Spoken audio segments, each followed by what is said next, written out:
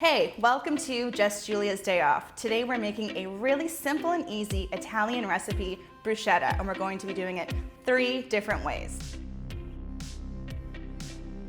We're going to be using 2 different types of bread today, a classic baguette and then a really tasty fig and anise. So when you're choosing a bread for a bruschetta, you really want to make sure you use a bread that's nice and strong, so you can even use some stale bread, which is actually how this recipe came about. It was to utilize stale bread that was left over in the home. Okay, the barbecue is preheated to about a medium heat. We're going to lightly grill these and then rub it with some garlic and olive oil. The fig and anise bread, I'm going to toast in a pan with some olive oil. If you're using breads that have additions like nuts or olives or dried fruit, it's a lot better to toast them in a pan because then the insides won't burn. We are starting with the classic tomato and basil, and today I'm using little baby grape tomatoes. You can use any type of tomatoes that you'd like. If you're using a tomato that's a little bit bigger than a cherry or grape size, you want to squeeze out the juices and the seeds. So I'm gonna use about a pint of these little grape tomatoes. So there's a little bit of controversy about the pronunciation of this dish. A lot of people say bruschetta, which is what I say, but Italians like to call it bruschetta, bruschetta. Now for the shallot, you can use a red onion in here or yellow or white. I like using shallots just because they're a little bit sweeter. So we're gonna do a really fine dice. Just like you would cut an onion, you're gonna do slices, then you're gonna go right across. This is gonna get you nice uniform pieces of shallot. Now we have our basil. So this is really important that you use nice, fresh basil. When you're cutting herbs, you want to make sure you don't bruise them because they won't taste as great, they'll be a little bit bitter, and they won't look very nice.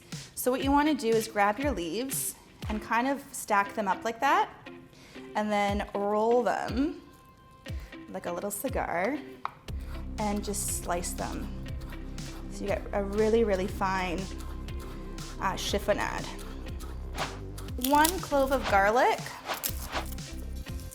To peel the garlic, you're going to cut that little knob off the end, lay it flat, and then you're just going to crush it.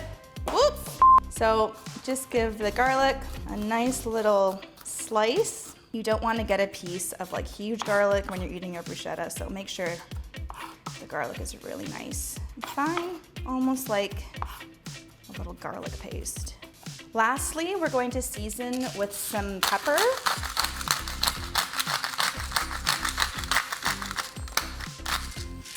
And then some salt. So you want to be really generous with the salt. I'd say almost about a tablespoon, just because the tomatoes have so much water in them. And then a little bit of olive oil. That's looking really pretty. And then we're gonna give that a stir. And now it's time for the butternut squash. What you're gonna wanna do is peel this.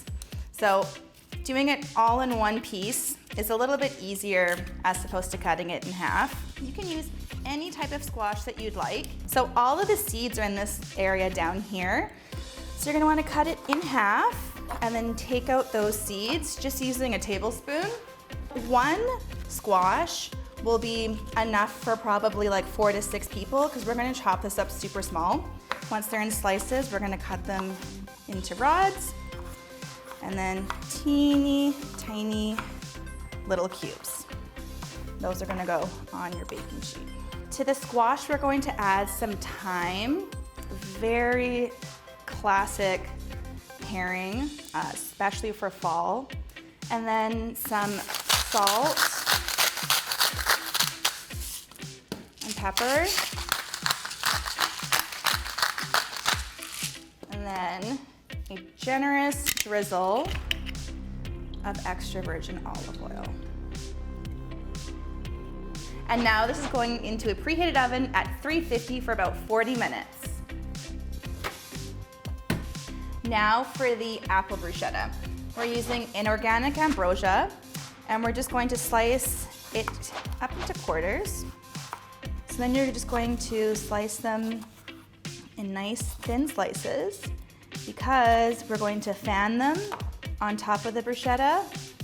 This is something you want to do right before you're ready to serve because the apples will oxidize. So for the apple bruschetta, we're going to be using a Brie cheese, which is just such a nice pairing. That creaminess really goes well with the tartness of the apple. So we'll probably use like half of a wheel and then just slicing also, so about slices like that. Okay, so now let's put everything together.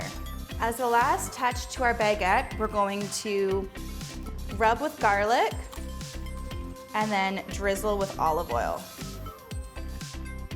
We're going to spoon our bruschetta mixture right on top. Okay, those look fantastic. Now time for our seasonal selection.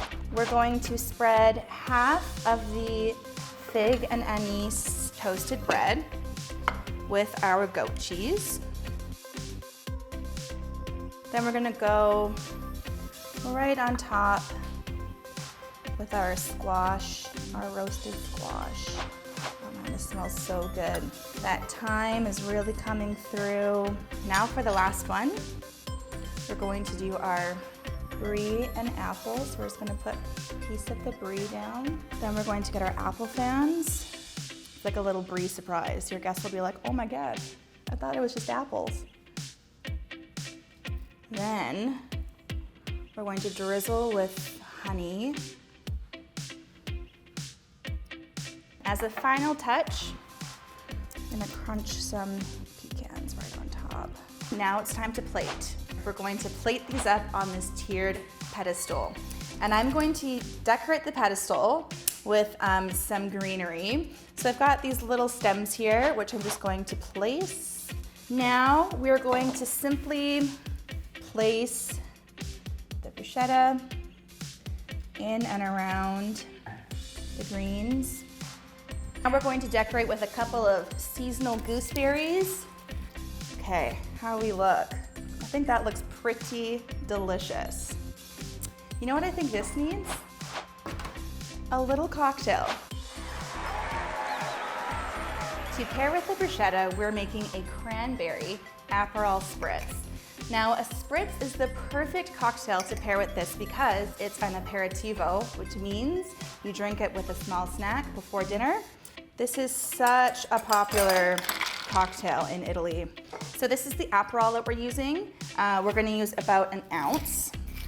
And I'm just gonna eyeball because I never measure anything. And then we are going to add a little bit of cranberry, so about an ounce of cranberry. And then that gets topped with Prosecco. Prosecco or any type of sparkling white. So refreshing. And then we're going to add a couple of frozen cranberries because it's the season. Any type of frozen fruit is such a great garnish because it keeps your cocktail cold and it looks delicious. This drink is always served with a slice of orange. So I'm just gonna put an orange right in there. And there you go, your cranberry Aperol spritz.